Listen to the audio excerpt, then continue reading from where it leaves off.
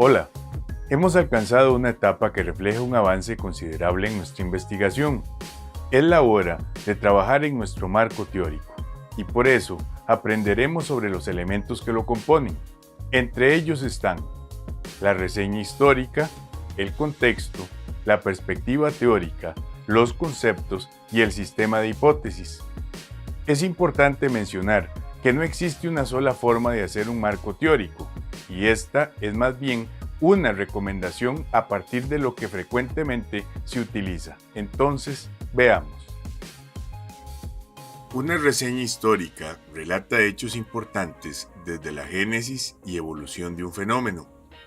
La información siempre debe acomodarse de forma cronológica.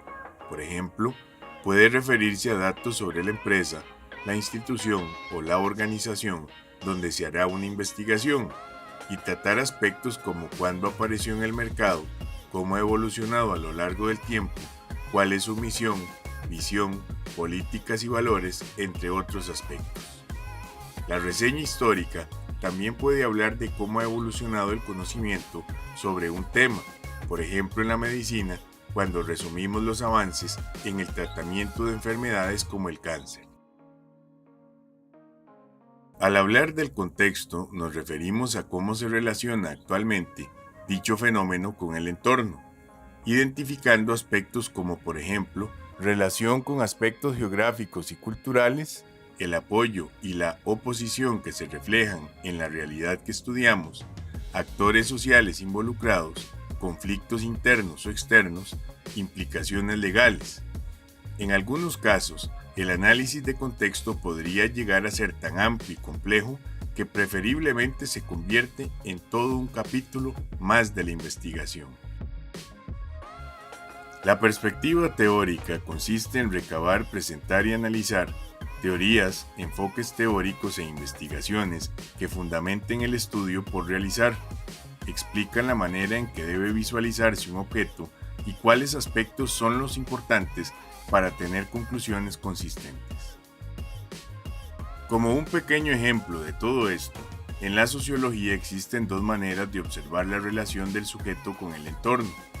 Por un lado, Emilio Durkheim decía que la estructura social determina la forma de pensar y de actuar de los individuos, mientras que Max Weber decía que las acciones de los individuos son las que determinan la estructura y hacia dónde ésta se dirige. Ambas perspectivas son válidas, pero es necesario que el investigador defina su óptica en relación con lo que estudia.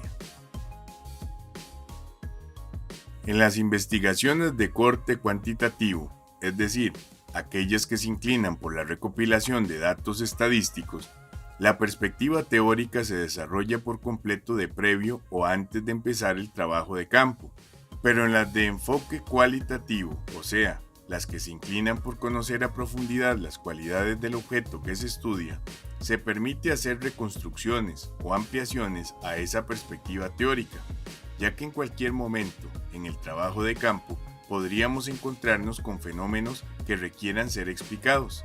El tema de los enfoques cuantitativo y cualitativo se abordará en un próximo módulo. Por lo general, el investigador verá necesario incluir una especie de glosario en su marco teórico, de manera que cuando ese término sea utilizado dentro del informe escrito, pueda ser consultado rápidamente por la persona que lo lee y pueda comprenderlo. Cabe decir que los términos que se incluyen en ese glosario son aquellos que a consideración del investigador representan algún nivel de complejidad que lo amerite. Retomando lo que se mencionaba en el módulo 3 acerca de que las hipótesis son explicaciones o respuestas tentativas del problema de investigación y no necesariamente verdaderas, aquellas hipótesis consideradas en nuestra mente debemos llevarlas al papel y sistematizarlas dentro del marco teórico, solo en el caso de que la investigación lo requiera. Para esto, un ejemplo. Si tenemos una hipótesis que pretende que, a más calidad del servicio al cliente, mejora la imagen de la empresa, ubicamos dos variables. La primera es el servicio al cliente y debe definirse en este caso como la atención que la organización brinda al público al recibir sus consultas, pedidos o reclamos, venderle un producto o entregarle el mismo, y tiene sus indicadores como lo son los tipos de horarios, cantidad y pertinencia de la información o el tiempo dedicado.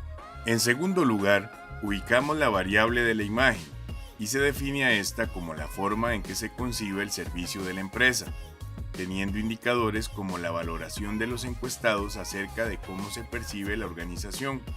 Al sistematizar la hipótesis de esta forma, nos aseguramos que al final pueda ser analizada comparando los resultados por cada variable y la relación que tengan entre sí. Hemos visto varios de los componentes que por lo general abarca un marco teórico, y en ocasiones, a pesar de que el estudiante los comprende, no sabe cómo empezar a estructurarlo.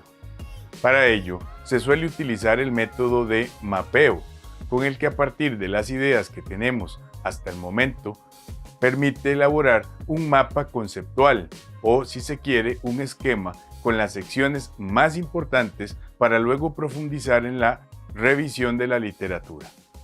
Es, por así decirlo, sentar las bases donde se edificará nuestro marco teórico. Hasta aquí llegamos en este módulo y de mi parte, muchas gracias. Nos vemos.